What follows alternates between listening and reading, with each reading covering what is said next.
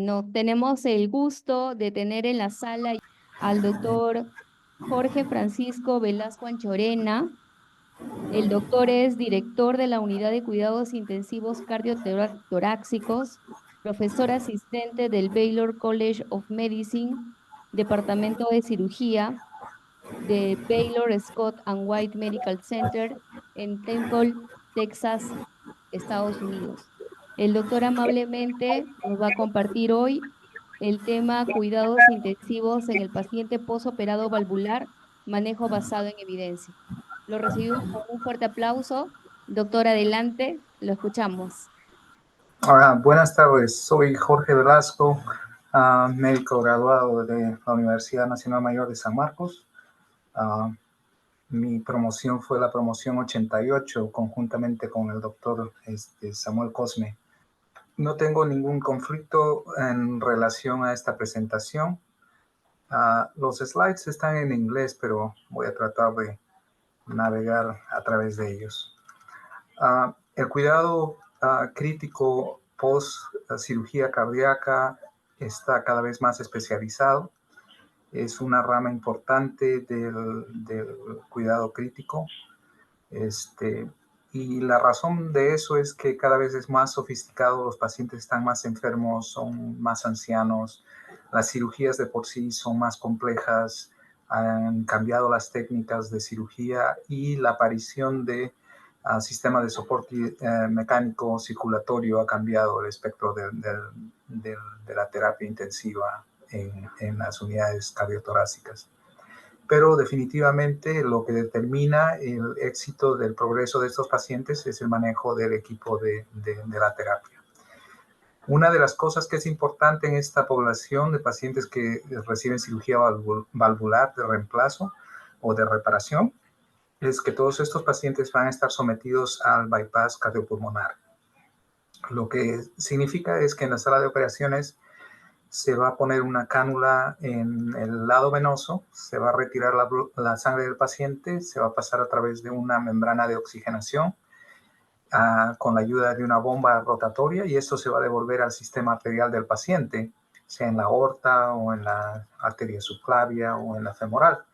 Entonces el paciente va a estar soportado durante la cirugía por un flujo no pulsátil de sangre. Entonces este flujo va a determinar la cantidad de soporte que el paciente va a recibir. Todos estos pacientes, al ser expuestos al bypass cardiopulmonar, tienen chances de tener una multitud de complicaciones. El hecho de la canulación en la aorta va a predisponer a estos pacientes para que puedan tener embolias pulmonares o de órganos vitales. La canulación en las cámaras cardíacas puede producir sangrado o arritmias. La canulación en las extremidades inferiores venosa o arterial puede causar problemas de circulación. Estos pacientes, al ser expuestos a este circuito, van a necesitar una anticoagulación súper agresiva, entonces van a tener más coagulopatía y problemas relacionados a la medicina, a la heparina. El circuito de por sí está todo lleno de cristaloide antes de comenzar el bypass, entonces una vez que comienza el bypass, estos pacientes van a recibir una carga alta de fluido, entonces van a tener sobrecarga de volumen y van a tener diluciones de la hemoglobina y los factores de coagulación. Este circuito va a activar muchísimos factores en la sangre que van a producir coagulopatía, vasoplegia. Además de eso, el corazón tiene que estar protegido por una sustancia de cardioplegia, pero si esto no es suficiente, a veces el corazón, a pesar de estar el paciente en bypass, va a sufrir isquemia, va a sufrir problemas de falla cardíaca, problemas de conducción. Para hacer las cosas más complicadas, estos pacientes van a tener alteraciones de la temperatura porque están con el pecho abierto, están en un ambiente frío como es la sala de operaciones, están con toda la sangre que está circulando a través de un circuito extracorpóreo, entonces van a tener más hipotermia, más coagulopatía, aumento en el consumo de oxígeno y la producción de CO2, arritmias. Entonces, estos pacientes tienen un montón de problemas relacionados con el bypass. Los tres principales es la vasodilatación sistémica. Al ser expuestos a este circuito, el paciente va a estar profundamente vasodilatado y por ende va a necesitar más reanimación de fluidos. Otro factor importante es la coagulopatía. Como les digo, estos pacientes van a necesitar altísimas dosis de heparina. A veces le dan bolos de 50.000, 80.000 unidades de heparina para alcanzar anticoagulación para poder ir en el bypass. Este circuito va a activar el sistema de coagulación y va a consumir los factores. Las plaquetas se van a activar y se van a poner disfuncionales. La hipotermia de por sí afecta a la coagulación y la cantidad de fluido que recibe el paciente diluye los factores de coagulación. Entonces estos pacientes van a tener más problemas de sangrado. Y finalmente la sobrecarga de volumen por la cantidad de líquido que acumula este circuito, aparte de la necesidad de reanimación que tienen estos pacientes en la sala de operaciones. El manejo del intensivista y del equipo de terapia en la unidad es básicamente tratar de limitar el tiempo del paciente en el ventilador, limitar las transfusiones, disminuir el tiempo de estadía en el hospital y reducir los costos. En cirugía cardíaca se han creado protocolos para movilizar a estos pacientes rápidamente, le llaman fast track, que significa como un proceso acelerado. Para eso se usan medicinas de corta acción, se trata de extubar al paciente rápidamente. Una de las cosas que tiene muchísima importancia en el cuidado de los pacientes post cirugía es la transferencia de información. Básicamente hay 3 equipos que son sumamente importantes en el cuidado de este paciente. El equipo quirúrgico nos va a decir a nosotros cuando dejan al paciente en la sala de operaciones qué tipo de cirugía le hicieron, qué tipo de complicaciones tuvieron, cuáles son los detalles del procedimiento, cuánto tiempo estuvo el paciente en el bypass, cuáles son los goles de ellos. Ellos te van a decir, queremos que la presión esté menos de 120, queremos que la frecuencia cardíaca esté en más de 60, queremos que si el paciente sangra esto, me avises, etc. Entonces, el equipo quirúrgico nos va a dar una guía de cómo tenemos que manejar el paciente después de la cirugía. El otro equipo importante es el equipo de anestesia. Ellos nos van a decir cómo fue el manejo de la vía aérea, del acceso vascular, los resultados de la ecocardiografía transesofágica intraoperatoria, si el paciente recibió antieméticos, antibióticos, qué infusiones está recibiendo, cuánto de transfusiones recibió, cuáles son el modo del ventilador. Y la combinación de estos 2 equipos, nosotros al final de la entrega del paciente preguntamos, ¿este paciente es un paciente que es un fast track o puede ser de recuperación acelerada o no? Entonces, los 3 equipos, cirugía, anestesia y cuidado crítico, va a decidir si vamos a acelerar la recuperación de este paciente. Cuando estos pacientes llegan a la terapia, van a estar monitorizados no invasivamente con electrocardiografía, con oximetría, e invasivamente con líneas arteriales, catéteres pulmonares.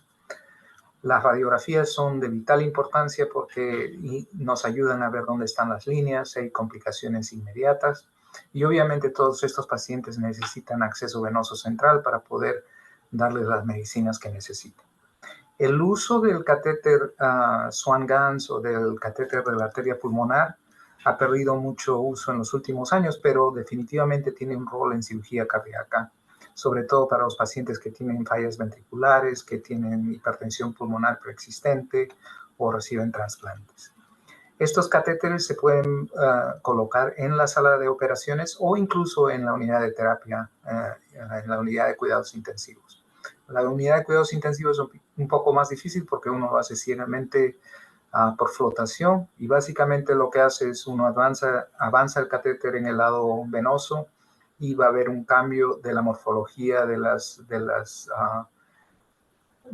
líneas del trazado y también un cambio en las presiones, ¿no? Cuando el catéter está en la aurícula derecha, en el ventrículo derecho, cuando pasa la circulación pulmonar y finalmente si uno lo avanza distalmente y puede obtener la presión de cuña.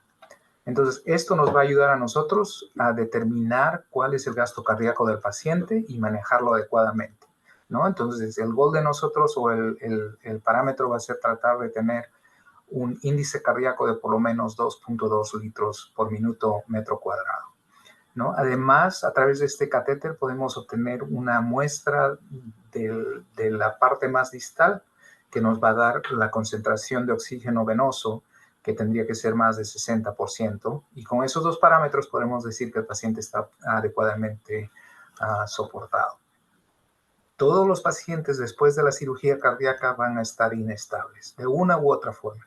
Hay algunos que salen regularmente estables, pero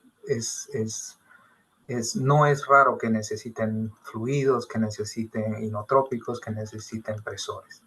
Y la razón de esto es que cuando reciben cirugía cardíaca, de todas maneras va a haber disfunción miocárdica, va a haber cambios en el volumen, cambios en la vasodilatación, y uno tiene siempre que tener en cuenta el manejo de estos pacientes básicamente en dos factores. Uno es el factor de la presión y el otro es el factor del gasto cardíaco. Entonces, cuando uno piensa acerca de la presión, uno tiene que pensar la presión arterial, ¿no? Y dice la presión sistólica o la presión media arterial. El otro factor es el gasto cardíaco, ¿no? Entonces, si uno tiene en la mente la ecuación de gasto cardíaco, uno sabe que es frecuencia cardíaca y stroke volume. El stroke volume es básicamente precarga, postcarga y contractilidad. Entonces, cualquiera de las acciones que uno toma para cambiar la presión arterial tienen que estar reflejadas en la presión arterial. Cualquiera de las otras acciones que uno toma para cambiar el gasto cardíaco tienen que reflejarse en frecuencia cardíaca o en stroke volume. Y del stroke volume uno puede alterar la precarga, la postcarga o la contractilidad. Obviamente uno nunca debe perder la perspectiva de que el paciente tiene ventanas que nos va a permitir a nosotros al lado de él darnos cuenta si el paciente está en problemas o no. Y esas son cosas importantísimas porque son tres ventanas. Uno es el estado mental. A veces no se puede evaluar adecuadamente porque el paciente está sedado, está en el ventilador. Lo segundo es el gasto urinario. Si el paciente tiene un gasto urinario adecuado, entonces está bien. Y lo tercero es la piel, ¿no? Entonces, si uno ve que la piel se está poniendo marmoleada y todo eso, el paciente está en problemas. Pero si tiene las extremidades, la piel, el relleno capilar adecuado, entonces uno sabe que el paciente está perfundido. Aparte de eso y la hemodinamia de que hemos hablado, los niveles de ácido láctico también nos guían en esta resucitación.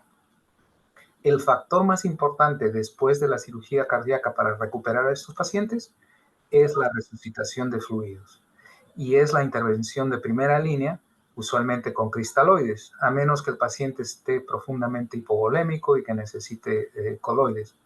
La razón por la cual la resucitación con fluidos es importante es porque estos pacientes han perdido sangre en la sala de operaciones. Conforme vuelven a la sala de terapia y comienzan a calentarse, se comienzan a dilatar periféricamente y comienzan a perder la capacitancia vascular. La tercera sería que tienen una pérdida en espacios terceros debido al bypass cardiopulmonar. Y obviamente el corazón ha sufrido algún grado de stanning debido a la cirugía, va a tener algunos problemas de isquemia, reperfusión, entonces el corazón va a requerir una precarga un poco más alta. Una vez que hemos resucitado al paciente con fluidos, si esto no es suficiente, tenemos que pensar entonces lo mismo que dije antes. ¿Es un problema de presión o es un problema de gasto cardíaco? Si es un problema de presión, entonces usamos los presores. Si es un problema de gasto cardíaco, usamos los inotrópicos. Si vamos a usar los presores, nuestra guía va a ser la presión. Si vamos a usar los inotrópicos, nuestra guía va a ser el gasto cardíaco, la saturación de oxígeno venosa. Farmacológicamente hay básicamente tres tipos de agentes. Hay agentes que son puramente inotrópicos, hay agentes que son puramente vasopresores y hay agentes que son mixtos. Si nuestro problema es solamente un problema de gasto cardíaco, entonces vamos a usar los inotrópicos, en este caso dobutamina o milrinona, sabiendo que la dobutamina es de acción corta, puede disminuir la resistencia vascular sistémica, más arritmias. La milrinona tiene más vasodilatación pulmonar, pero demora mucho más en actuar y cuando comienza a funcionar a veces es más difícil de pararla. Si el paciente necesita solamente presión arterial, entonces estamos hablando de presores puros. En este caso, los más comunes van a ser fenilefrina, vasopresina, angiotensina 2 y el azul de metileno. De todos estos, la fenilefrina no se usa mucho en las unidades cardiotorácicas porque en teoría puede disminuir un poco el gasto cardíaco y disminuye la perfusión de los bypasses coronarios. Si uno necesita las dos cosas, necesita gasto cardíaco y presión arterial, entonces podemos utilizar drogas mixtas. La mejor de ellas es la epinefrina, porque esta te va a dar frecuencia cardíaca, te va a dar presión arterial, te va a dar gasto cardíaco. Obviamente, más chances of arritmia, a veces si está en altas dosis, acidosis láctica. La norepinefrina no aumenta tanto el gasto cardíaco, pero es mucho mejor presor. Entonces, si necesitas más presión que otra cosa, norepinefrina es tu opción. Y si tienes bajo gasto cardíaco, bajo presión arterial y encima estás bradicárdico, la dopamina es una buena opción. Estos pacientes están sujetos a sufrir un montón de arritmias. La mayoría de esas son supraventriculares y estas van a aumentar el costo hospitalario, el riesgo de strokes y van a alterar el gasto cardíaco. Hay muchos pacientes que están predispuestos a tener estas arritmias, sobre todo si tienen una bypass cardiopulmonar prolongado, si están hipotérmicos, cambios en los electrolíticos, las drogas en que estén recibiendo. La más común de todas son fibrilación auricular y flutter, y estas ocurren entre el 30-40% de los pacientes, más comúnmente después de cirugías valvulares y usualmente el día 2, día 3. Lo que uno tiene que tratar de hacer es tratar de introducir medicinas que van a prevenir van a prevenir el desarrollo de estas arritmias. Lo más efectivos son los beta bloqueadores, pero lamentablemente solamente se pueden introducir si el paciente ya está fuera de los inotrópicos. Otras drogas que son efectivas son la miodarona, el magnesio, infusiones de magnesio, y también se puede utilizar el marcapaso. Estos pacientes también tienen todo el derecho a tener arritmias ventriculares, pero eso a veces sugiere problemas con los electrolitos o problemas de perfusión del miocardio. La miodarona funciona para las dos, funciona para arritmias atriales y ventriculares, pero si el paciente está inestable, la única opción es la cardioversión. El otro espectro del problema del ritmo va a ser que el ritmo está muy lento, y esto es muchísimo más común con las cirugías valvulares, porque el nodo atrioventricular está localizado cerca de los anillos valvulares. Y esto puede ser desde una bradicardia sinusal hasta un bloqueo completo total. Estos pacientes usualmente se recuperan después de unos cuantos días, pero si no se recuperan después de 5 o 7 días, de repente necesitan un marcapasos permanente. Los pacientes después de cirugía cardíaca a veces salen con unos alambres de marcapasos epicárdicos temporales. Entonces uno puede usar eso para su beneficio. Obviamente, si uno va a utilizar los marcapasos epicárdicos, la mejor forma de apoyar al paciente es haciendo un marcapaso de la aurícula. Si esto no es suficiente, atrioventricular o secuencial, y si el paciente necesita rescate, solamente ventricular. Estos pacientes obviamente van a necesitar sedación porque van a estar postquirúrgicos en el ventilador. Estamos tratando de usar medicinas de corta acción, tipo propofol, algo que pueda pararse y dar un assessment del estado mental rápidamente. O también utilizamos ahora más que nunca dexmedetomidina, que es un analgésico, sedante y ansiolítico. Demora unos 10 minutos en conseguir la titulación para conseguir un buen estado mental, pero se puede extubar a los pacientes incluso en este periodo. Obviamente el control de dolor es significativo porque a veces esto se puede confundir con delirio. Estos pacientes tienen que ser tratados significativamente para el dolor porque de esa forma van a poder salir del ventilador más rápido, tener menos delirio y aumenta la satisfacción del paciente. Inicialmente el manejo es con infusiones de narcóticos. Si el paciente tolera la vía oral, inmediatamente darle las medicinas. En nuestros días usamos un modo de control del dolor que se llama multimodal. Significa que al paciente post cirugía cardíaca se le dan acetaminofén, se le dan a veces AINES, se le da gabapentina, se le dan relajantes musculares, se le dan narcóticos, ketamina, un montón de agentes para tratar de controlar el dolor de todos los lados. También se les hace inyecciones y bloqueos en la esternotomía. Ahora vamos a pasar a hablar un poco del aspecto respiratorio. En cuanto al aspecto respiratorio, obviamente con una esternotomía, una toracotomía, va a haber afección de las mecánicas respiratorias.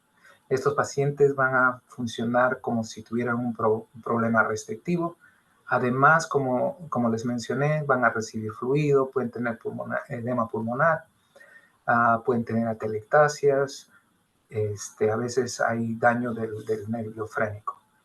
Cuando estos pacientes, como mencionamos, los vamos a hacer fast track, los vamos a hacer de rápido progreso, entonces el goal es tratar de extubarlos en menos de 6 horas. Para eso utilizamos un protocolo de extubación post cirugía cardíaca. Este protocolo de extubación, básicamente el paciente tiene que cumplir con los parámetros para el inicio del destete. Estos pacientes tienen que estar hemodinámicamente estables ahora, recuperar su temperatura a lo normal, no estar sangrando, estar despiertos y con ventilador al mínimo. Obviamente se puede hacer esto incluso con pacientes en infusiones de epinefrina, vasopresina, norepinefrina, conforme estas infusiones estén bajando poco a poco. Se somete a este paciente a 30 minutos de la prueba del destete en una modo de ventilación espontánea. Al final de los 30 minutos se hace un gas arterial, se evalúan los parámetros de extubación y el paciente se extuba. Estos pacientes que son de fast track, como menciono, tienen que ser extubados en menos de 6 horas. Si no se puede extubar un paciente post cirugía cardíaca en menos de 6 horas, el siguiente goal es 24 horas. O sea, estos pacientes post cirugía cardíaca sí o sí tienen que ser extubados en menos de 24 horas. Manejo electrolítico y de fluidos es extremadamente importante. Estos pacientes durante el bypass van a perder un montón de potasio, magnesio, calcio, entonces eso se tiene que reemplazar con los protocolos. Van a desarrollar una acidosis metabólica multifactorial. A veces es isquemia relativa, metabolismo anaeróbico, producción de lactato o el bypass cardiopulmonar va a consumir el bicarbonato. Entonces, si estos pacientes tienen estos problemas, esto va a aumentar las chances de arritmias, la resistencia vascular pulmonar se aumenta tremendamente y afecta la función del ventrículo derecho, va a disminuir la función del miocardio. Ustedes van a ver que si el paciente está acidótico, uno sigue subiendo los presores inotrópicos y no funcionan. Una vez que uno corrige el pH, las medicinas comienzan a funcionar mejor. Lo que hacemos para temporizar esto en el Cardiac ICU es cambiamos el ventilador para remover CO2 o le damos bicarbonato. Y si el paciente no se mejora, entonces ya tenemos que preocuparnos que de repente el paciente no tiene una perfusión adecuada. No es raro que estos pacientes reciban un montón de líquido en la sala de operaciones y en el OR. En el primer día pueden ganar hasta 6 litros en volumen, pero al segundo o tercer día tenemos que estar removiendo el líquido porque ya el paciente pasó de la etapa de necesitar resucitación de fluido a estar con sobrecarga de volumen. Entonces, el momento en que uno transiciona de darle fluido a comenzar los diuréticos es algo que uno tiene que verlo al lado del paciente, evaluando la hemodinamia, el gasto urinario, y es diferente para cada paciente, es diferente para cada cirugía. A veces es el mismo día, a veces es 2 o 3 días después de la cirugía. Sangrado obviamente es una cosa mayor, 10% de los pacientes van a tener un sangrado excesivo. Hay diversas calificaciones para señalar cuán severo es el sangrado.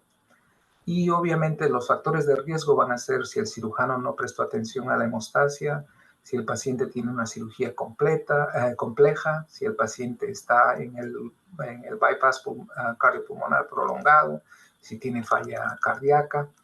Más aún si estos pacientes, algunos de ellos reciben antiplaquetarios duales por problemas coronarios, entonces estos tienen un riesgo de sangrado aumentado en 15%. Cuando uno maneja el sangrado posoperatorio, uno tiene que pensar que es multifactorial, ¿no? Entonces tiene que estar asegurándose uno de que la temperatura se ha corregido, tratar de mantener la presión arterial en el lado bajo, porque si es muy alta el paciente va a sangrar más. Aumentar a veces la presión intratorácica, o sea, aumenta uno el PIP en el ventilador para aumentar la presión intratorácica y de esa manera bajar un poco el sangrado, corregir las deficiencias de los factores. Usualmente para esto usamos un tromboelastograma y eso nos va a dictar, el paciente necesita protamina, necesita plasma, necesita crioprecipitado, necesita plaquetas. A pacientes, por ejemplo, con falla renal, de repente necesitan desmopresina, otros pacientes necesitan ácido tranexámico. Si uno hace todo eso y el paciente continúa sangrando o tiene un sangrado significativo, entonces es un sangrado quirúrgico. En ese momento lo que tiene que hacer uno es llamar al cirujano y en 3% de los casos esos pacientes necesitan volver a la sala de operaciones y si están inestables de repente incluso abrirlos en la unidad de terapia. Entonces, en este caso, las transfusiones en estos pacientes tienen que ser una transfusión balanceada y usualmente guiada por tromboelastografía. Ahora, para hablar un poquito más en detalle relacionado a las cirugías valvulares, son mucho más riesgosas que las cirugías de bypass. Aumentan la mortalidad, por ejemplo, para cirugía aórtica, es 2 veces más alta la mortalidad, 3 veces para cirugía mitral y 4 veces para cirugía tricuspidia. A veces los pacientes necesitan bypass también, bypass coronario, y aumenta la complejidad de la cirugía. Estos pacientes pueden recibir válvulas bioprostéticas o mecánicas. Las bioprostéticas usualmente no necesitan una anticoagulación tan severa después de la cirugía. Usualmente son de menos duración, se les ponen los pacientes que son mayores de edad o que no quieren tomar anticoagulación. En el caso de las prótesis mecánicas, usualmente para gente joven, pero estos pacientes necesitan tomar anticoagulación. Si la válvula es una válvula de bajo flujo, como la válvula mitral o la tricuspidia, a veces tienen que usar más anticoagulación más agresiva. Por ejemplo, en los pacientes que reciben cirugía valvular mitral, ¿no? Es muchísimo más difícil, muy compleja. Estos pacientes tienden a tener más falla biventricular postquirúrgica. Y el hecho es que si un paciente, por ejemplo, tiene regurgitación mitral y uno reemplaza o repara la válvula, esto va a cerrar el orificio de la válvula mitral y el ventrículo izquierdo va a tener un aumento significativo de la poscarga. Y entonces ahora ese ventrículo está más predispuesto a fallar y tener un bajo gasto cardíaco. Entonces, el manejo de estos pacientes va a ser usando inotrópicos para mejorar la función del ventrículo izquierdo. Para hacer las cosas más complicadas, estos pacientes, si tienen enfermedad mitral de largo tiempo, ya tienen otros problemas, ya tienen falla ventricular derecha, tienen hipertensión pulmonar. En adición de la cirugía, entonces estos pacientes no solamente pueden tener falla ventricular izquierda, sino también falla ventricular derecha. Una de las cosas que es común, no común, pero que sucede en reparo de la válvula mitral en 5%, es se llama Systolic Anterior Motion, o SAM Physiology. Lo que significa es que la paleta anterior de la válvula mitral se mueve paradójicamente y va hacia el septo interventricular y cierra la salida de sangre del ventrículo izquierdo. Entonces, lo que pasa con estos pacientes es que se van en un choque cardiogénico y está peor si el paciente no está apropiadamente resucitado con líquido o si el corazón está hiperdinámico.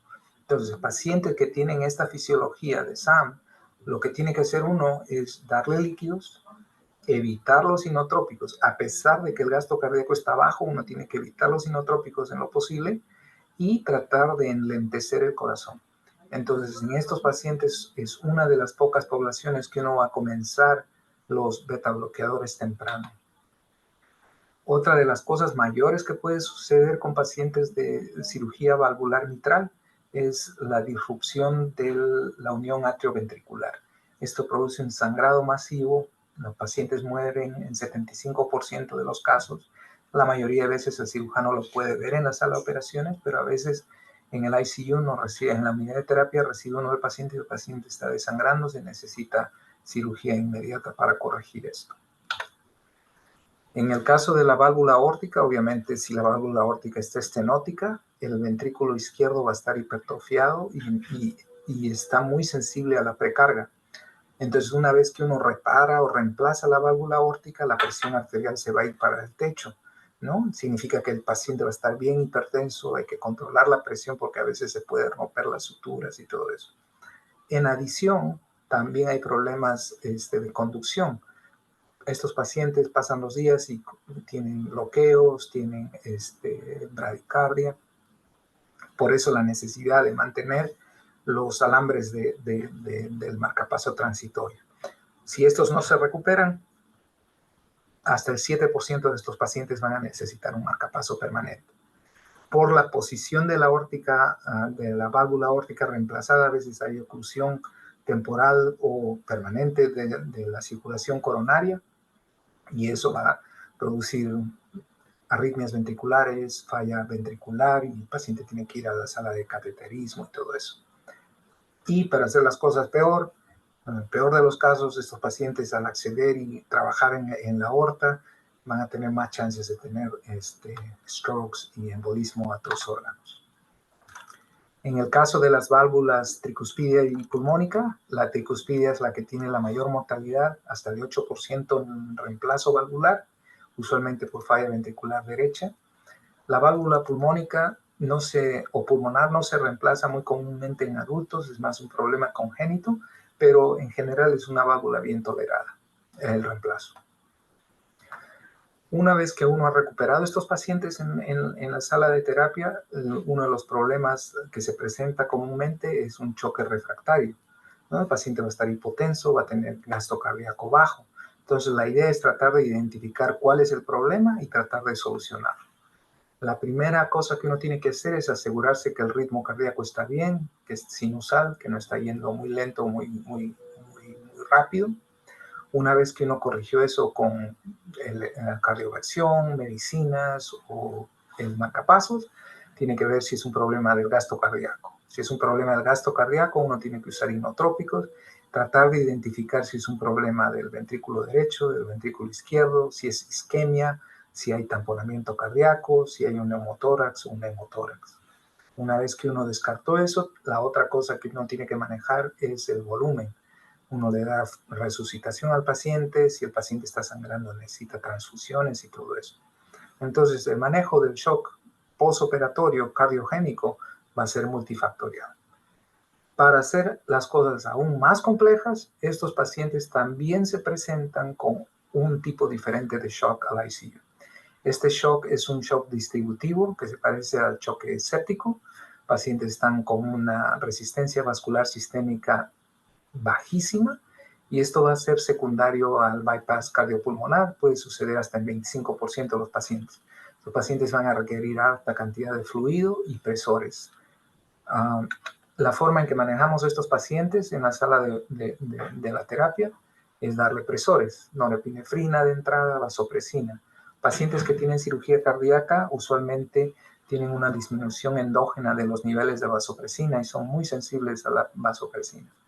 Si estas cosas no funcionan para mantener una presión arterial media de más de 65, entonces utilizamos agentes como la angiotensina 2, que es carísima y que tiene un montón de efectos colaterales, u otras medicinas de rescate. En este caso estamos hablando de azul de metileno, hidroxicobalamina, calcio, esteroides y bueno, si con eso no se resuelve ya estamos en problemas. Dos palabras acerca de tamponamiento cardíaco. Esto tiene uno que tener alto nivel de sospecha. Se comporta completamente diferente a los otros tipos de tamponamiento. Usualmente es una cantidad de coágulo pequeña que está en la parte posterior del corazón. Entonces, los parámetros que te pueden decir que el paciente tiene tamponamiento no son muy sugestivos de eso. La ecocardiografía transtorácica no la evalúa. La única forma de evaluarlo es básicamente con una ecocardiografía transesofágica. Pero si tiene alto grado de sospecha, a veces es solamente abrir el pecho y drenar el coágulo. La falla ventricular izquierda es común en estos pacientes. El apoyo es con inotrópicos. Si el paciente no se mejora, entonces de repente hay que pensar en una angiografía para ver si hay problemas en la circulación coronaria. Y si el paciente no se mejora, entonces uno tiene que pensar en soporte mecánico. Para el lado derecho, lo mismo, siempre pensar en la ecuación del gasto cardíaco. Cómo optimizar la frecuencia cardíaca y cómo optimizar el stroke volume. El stroke volume es la precarga, significa que si el RVI o el ventrículo derecho está súper dilatado, de repente hay que sacar líquido. Si está descomprimido, darle líquido. La postcarga es disminuir la resistencia vascular pulmonar. En este caso, en adición, tenemos otros agentes como son los vasodilatadores pulmonares inhalados, como el óxido nítrico y las prostaciclinas. Y lo último es la contractilidad. Para la contractilidad vamos a usar los inotrópicos que son de más beneficio para el ventrículo derecho. Por ejemplo, dobutamina, por ejemplo, milrinona. Una de las cosas que pasa con el ventrículo derecho es que es extremadamente sensible a los cambios de la resistencia vascular pulmonar y estos están afectados por hipoxemia, hipercarbia y acidosis. Entonces, si uno corrige la hipoxemia, disminuye el CO2 y corrige el pH, el ventrículo derecho va a funcionar mejor. Y si estas cosas no funcionan, para el ventrículo izquierdo o el ventrículo derecho, entonces ya estamos hablando de soporte mecánico. En soporte mecánico, el soporte mecánico puede ser desde un balón de contrapulsación intraórtico, que te da aproximadamente medio litro de gasto cardíaco. La ventaja del balón intraórtico es que ayuda con la perfusión coronaria y disminuye la postcarga del ventrículo izquierdo. Pero a veces es un problema si el paciente tiene problemas de disección de la aorta o una cirugía aórtica reciente. El siguiente paso de soporte del lado izquierdo son los sistemas Impella. Impella es esta válvula intracardíaca que va a través de la válvula aórtica. Lo que hace es succiona sangre del ventrículo izquierdo y la saca a la aorta. Entonces descomprime el ventrículo izquierdo. La cantidad de líquido o de gasto cardíaco que el sistema Impella puede ayudar puede ser hasta 5.5 litros. Entonces, esta bomba intracardíaca puede solucionar el problema de choque cardiogénico significativamente. Y si finalmente tu problema es falla biventricular, el Impella, el balón, no son suficientes, entonces ECMO va a ser la respuesta para esa pregunta. Estos pacientes al recibir cirugía cardíaca están predispuestos, por supuesto, a tener un paro cardíaco.